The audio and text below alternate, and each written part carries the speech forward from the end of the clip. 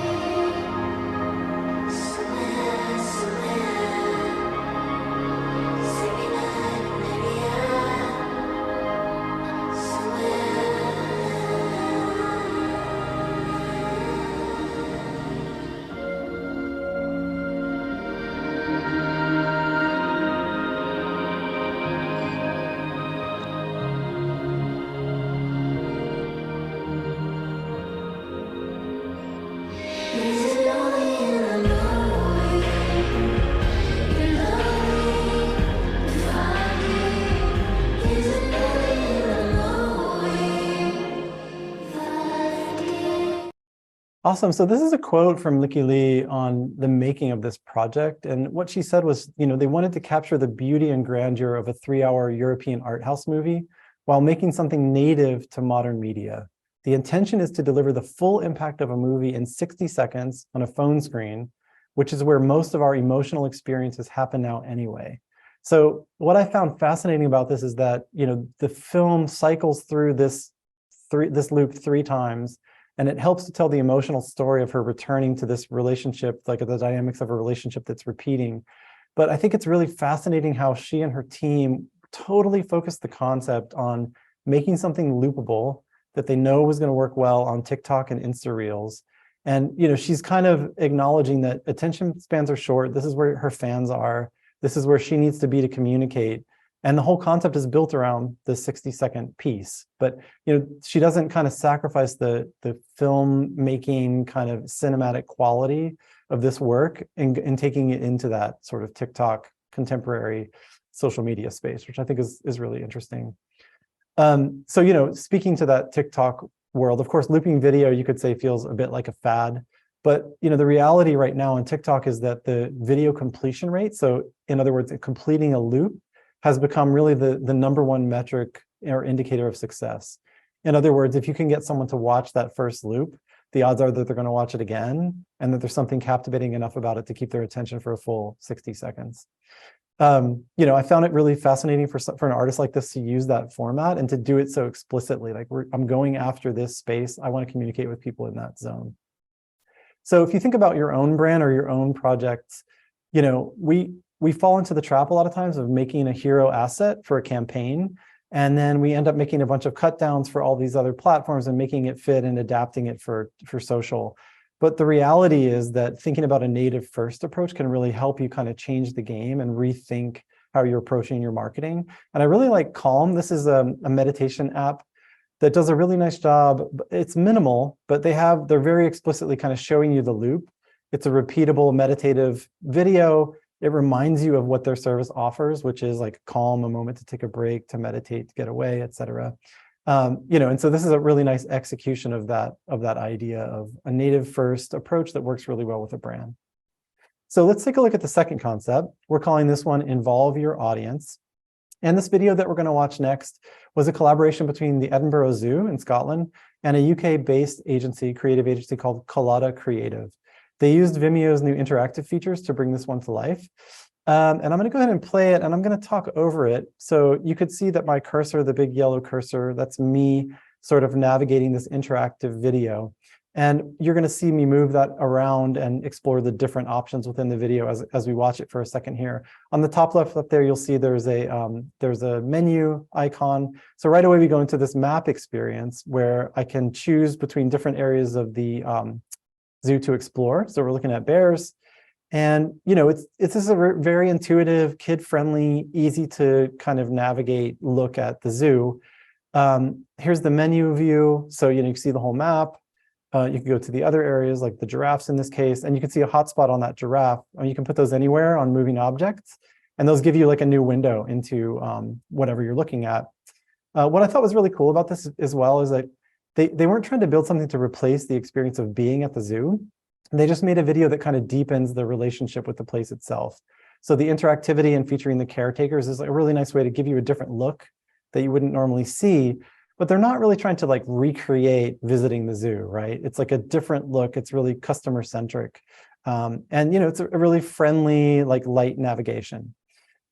So here's a quote from the creative agency that was behind this one. And basically they said what I was just kind of like articulating. They didn't really want to replace visiting the zoo, but they wanted to provide folks with an extra kind of look behind the scenes to help viewers connect with the people and animals they can visit, which I thought was like really cool and touching.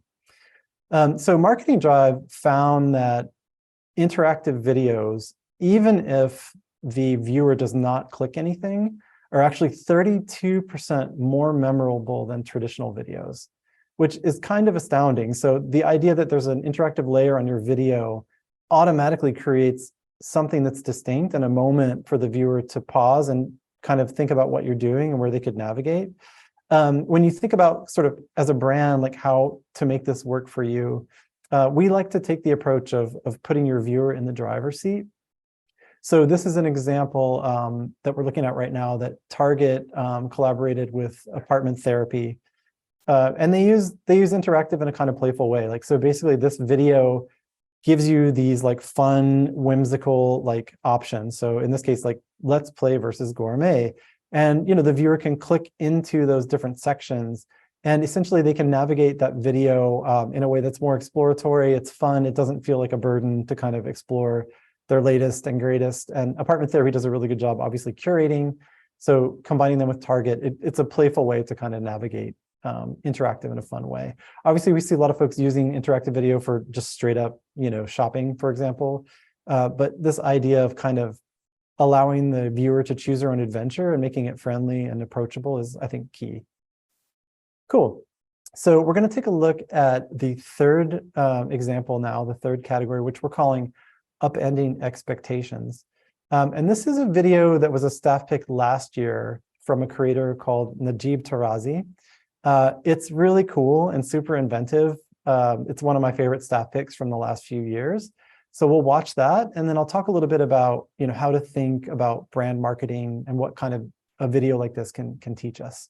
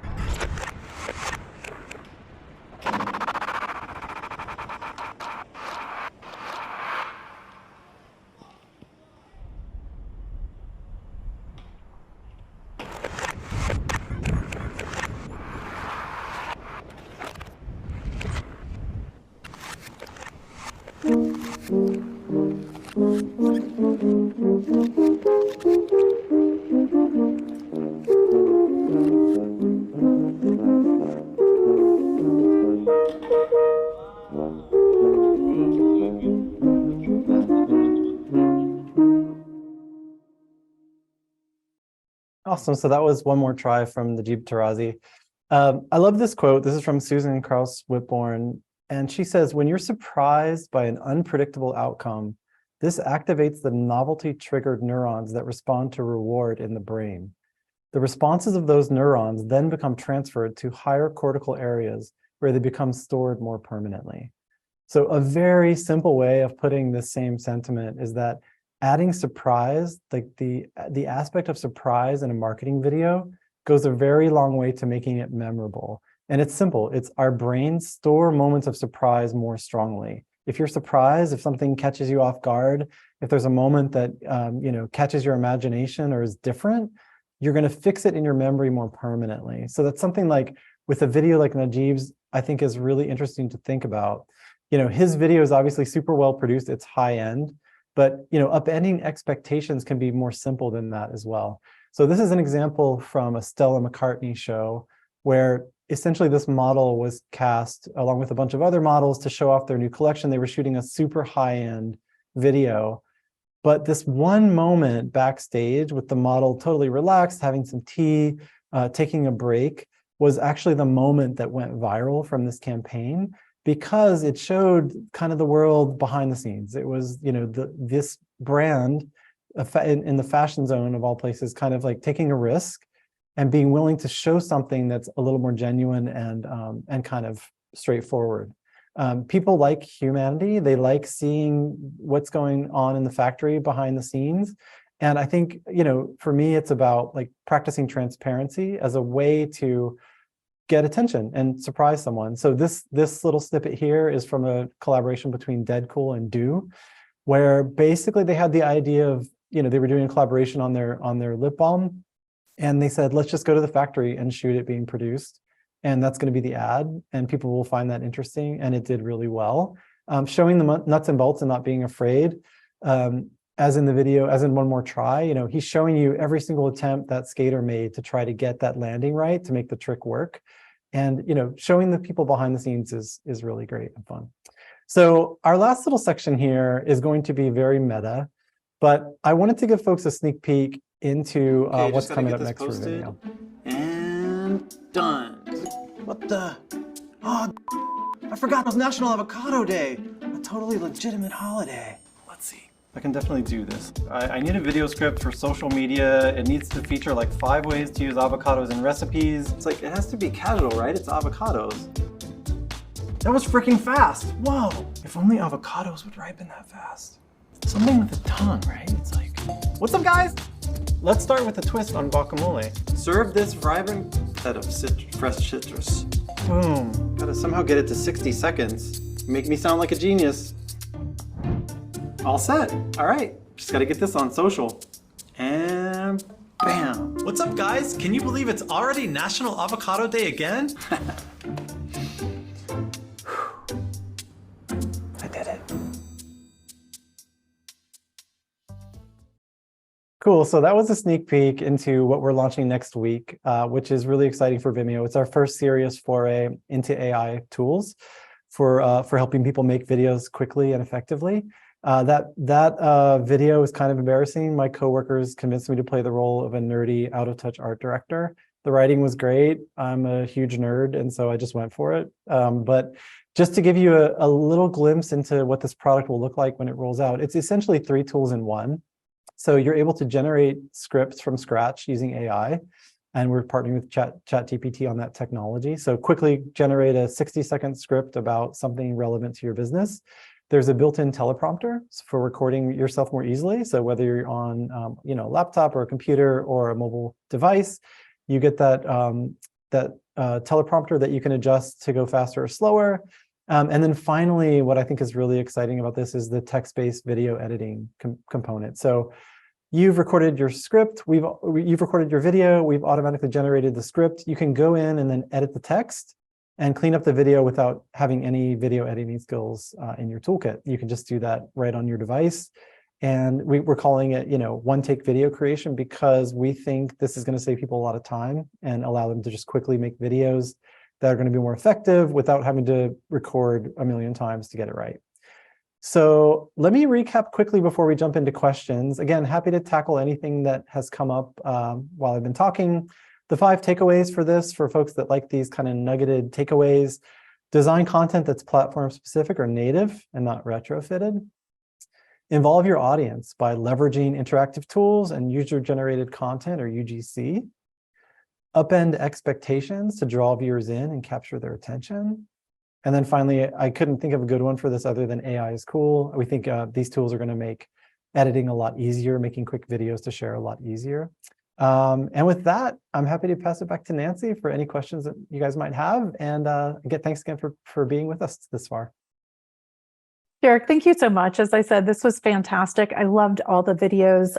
It's so helpful to be able to see examples and good examples of what's going on out there, because there's a lot of videos, but being able to apply it to your brand and make sure that they're engaging is critical. And I love the way you showed too how the engagement metrics and how important it is to loop folks in immediately and make sure you get that first real loop approach. But you did not share with us that you are a seasoned actor. So I think you need I wouldn't to add go that far. I'm like basically embarrassing my older kids, but I gave it a shot. So you gave it a good shot. I think that's Emmy there. So thank you so much. This was really fantastic. Cool. We have lots of questions from the audience. No surprise, we have lots of comments and questions about AI, right? Hot topic sure. this year. Makes sense. And congratulations on your announcement coming out next week. Thank you. Yeah, we're very excited. It's really cool. It's fantastic. We are as well. So speaking of AI, there's a question: will AI help or hinder creativity? What's your point of view? Well, I mean, my point of view is definitely help. I think, around generative AI, there's a lot of sort of fear and I think misunderstanding about what it can and can't do or should or shouldn't do. The approach we're taking so far is really, how can we use this technology to make life easier for folks making videos? So, the automated script feature, I've heard there's a lot of folks using it in ways that are much more practical than basically making the content for you. So one example with ChatGPT is, if you need a 90-second video, you can prompt create a 90-second video about X or Y, and then just getting that length right away, right out of the gate, is really helpful. You kind of have a ballpark for where you need to be. So I think, to me, it's what I'm seeing in the AI tools is a lot of practicality, or the idea of automatically generating a script of what we just said and then editing that. It's not, replacing creativity or creating content, but it is making our lives easier. And I think it will make things a lot faster for folks. So I'm very pro, AI. I think it really depends on the context and what you're trying to do.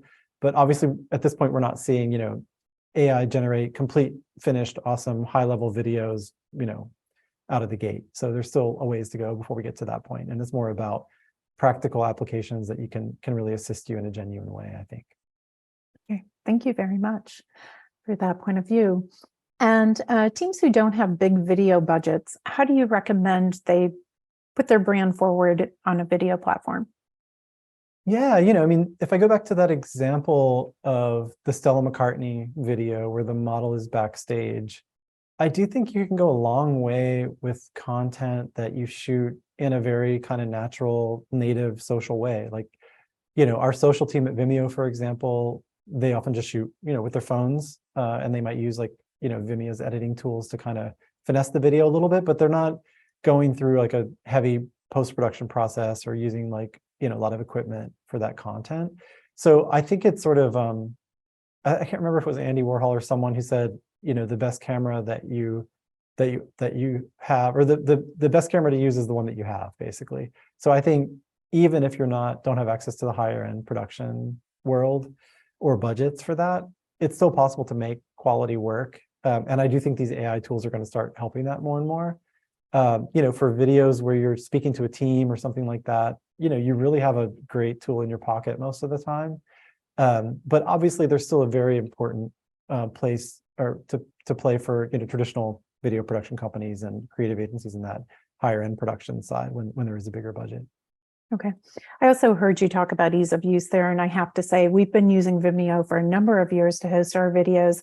And what I've heard from the studios team, whom you are working with today, is that some of the things that they love about Vimeo is ease of use. And you guys have just great analytics.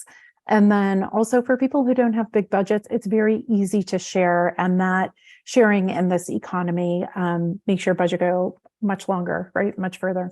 For sure. Yep. Yeah. Yep. That makes tons of sense. I'm glad the studio team like it. That's awesome. Me as well. Are there any other videos trends that you see emerging? That's an interesting question. I do think the biggest one is probably a result of, social media and TikTok specifically, where I would say an increasing percentage of videos have subtitles baked in. And they're usually quite big. And that's obviously because on social, oftentimes people are muted, they're on the train or they're somewhere where they're watching. And folks are just starting to get used to seeing that now. And I'm seeing more and more videos in cases where, in the past, you might not have put like really big subtitles across the bottom of the video. They're showing up, and it's even outside of that context of like the TikTok world or Instagram Reels, which I think is fascinating. It makes a lot of sense from an accessibility perspective. It makes a lot of sense from like a volume, I'm traveling and I'm not somewhere where I can turn the volume on perspective. The aesthetics of it could be debated, like whether it looks good. But I find myself using that functionality a lot. And I do think we're going to see more and more videos with that baked in at the beginning. Okay, thank you. And you talked about TikTok there for a second. So many brands are on TikTok right now. Do you have any tips for TikTok specifically? TikTok is tough. I think the main tip is, sometimes brands will try too hard and go after memes or trends when it's not a natural fit. And then sometimes I see brands do that in a way that seems more genuine to the brand. I think probably my main advice would be not to stretch too far when it comes to jumping on like a trend or a meme or a theme. Like if it feels like it makes sense for your brand identity, I think it's cool. But it's painful. And I think you see a lot of online ridicule when a brand tries too hard, to kind of be part of a trend. And especially if the trend like doesn't really work for brands, if it's kind of like something more for the kids and their tone isn't quite right, like that can be not good. But there are plenty of memes and trends where there's a natural overlap and it feels right for your brand. And so I think kind of taking like a slightly cautious approach, but also not being afraid to jump in where it makes sense. Okay. I love that Edinburgh Zoo video, the interactive, and I could totally see how it would be used in so many ways. Drive tourism, get your kids excited about going to the zoo, give them a little preview and so forth. Speaking of interactive videos, outside of Vimeo, are there any other places that you would use interactive videos, excuse me? Yeah, for sure. So, I mentioned during the slide presentation that shoppable video is obviously a big one. So we see a lot of use cases where there's a model or someone wearing an outfit, and as they're speaking or walking, you could click on the different garments or different items and then click through. And if you want to explore those more, shop. One of the other really big areas that's super interesting at the moment is in the educational space. So if you think of quizzes or like traditional LMS systems where people are, watching a video to learn something and then going and answering a quiz, we're seeing more and more companies and businesses start to integrate quizzes into the video itself. So you can imagine a world where an entire course is delivered in one single video file. And when you're navigating through and you can see the chaptering and navigate to the part of the course you want, you could also be assessed like at different points, and those quiz results could be sent to unlock the next part of the video. So I think that's really interesting. It kind of solves problems for different groups of people, and sometimes those quizzes can be like a brand thing that's like a fun, light use of, their feelings about chocolate or whatever the sports drink was that they just saw. But otherwise, it's like, you just saw this presentation. Are you retaining the information if we quiz you on it, in an educational context or otherwise? I think there's a lot of fun to the interactivity of quizzes and what you can do if someone gets something right or wrong, where you send them next. And so I think that area will continue to expand and be of interest for folks. Great. And dark chocolate only. I got that one. Right. The next question we have from the audience, and these are great. To our audience, please keep sending them in. We have a lot of questions here. What's the one key attribute you've learned over the years that can help a video be successful? And can you pin it to just one? Yeah, honestly, I think there are a few things. The one that always jumps out at me is that I remember, it's been a minute since I saw this study, but I remember some data on videos that have a person speaking directly to you from the very first frame of the video, especially if they're conveying a specific emotion. So either they're very excited or they're sad or they're concerned, whatever, the story is going to be for the video, but a human face looking straight at you is very captivating for people, for us, and hard to turn away from until you hear where it's going, especially if there's an emotion like, so say I'm looking at the screen and I'm slightly puzzled about something, and that puzzlement is part of the story of whatever the product or brand or thing is that I'm unveiling. Until our brains can see what we're puzzled about or what the person in the video is puzzled about, we'll keep watching. And I think that one always sticks with me because I notice myself doing that. If obviously a lot of YouTube videos and others, it's like the person talking to the screen, they're like, hey guys, here's something I'm going to tell you. But if you can hit an emotion right away and the person is sympathetic and you want to keep looking at them, that's always, of course, that doesn't work for every video, but that one always sticks with me because it feels true to how I watch things. Thank you. Sure. And let's get back to social platforms here. Do you recommend customizing videos per each social platform? So to speak, would you do something different for Facebook versus Instagram versus TikTok? Yeah, so I think going back to that Licky Lee video, when she was setting that project up, it was really specifically about TikTok and Instagram Reels. So for their team, the video they were making, the idea was like, okay, it's going to be the time it's going to run is going to work on those platforms, and we're shooting it to be optimized for that world. So in that case, like all the action in the video, like most of it takes place like in the middle third of the frame. I think when it comes to Facebook, again, like going back to the subtitle point, like I've seen data and heard folks repeatedly say a lot of people mute on Facebook, so they're not hearing the audio. So one tip there would be like, subtitles might be your friend if you're trying to say something out of the gate. Subtitles plus a person like looking and conveying an emotion might be two friends to put together. But I would say for me, for Instagram Reels and TikTok, you can kind of, they live in a similar world. So I think you can kind of do the same, follow the same concepting. For Facebook, it's slightly different. It tends to be a little bit like older demographically. So I think a slightly more traditional approach probably makes sense. But yeah, hopefully that's helpful. It was very much so. Thank you very much. And yeah, to your point, there's different demographics on the different platforms and they consume it very differently. I love that idea about the subtitles on Facebook. So thank you. Cool. Sure. And speaking more about video marketing here, question from the audience, where do you see video marketing going over the next few years? So where exactly in the marketing mix? Yeah, that's a really good question. I think obviously this AI world that we're entering is going to play a big role in where video marketing goes and the different forms it takes. I was recently at a Gartner conference a couple weeks back in San Diego, and I went to a presentation on AI avatars and marketing. And so this was basically speaking to let's say you have an enterprise funnel and you have landing pages where you're presenting to a sales prospect for the first time. Gartner's predicting like a massive percentage of those pages will be populated by an AI avatar that greets you and is personalized to what the site knows about you right out of the gate that you can interact with. So imagine a lifelike character popping up and saying, hey, Deborah, like, welcome to this page, love to help you. What are you trying to do today? Like, let me help you navigate this, which to me is like, it feels like it should be further off than it is, but I think we're close to that really being a reality that feels convincing. And it sounds goofy to talk about, but if I landed on a page and I was trying to do something and this entity was talking to me and I thought it could help me, why not, right? You're going to otherwise navigate the page and try to click through to find an answer. So, as those like as those avatars get smarter or better trained, to react to us, again, going back to the person looking directly at you, that world will transform a lot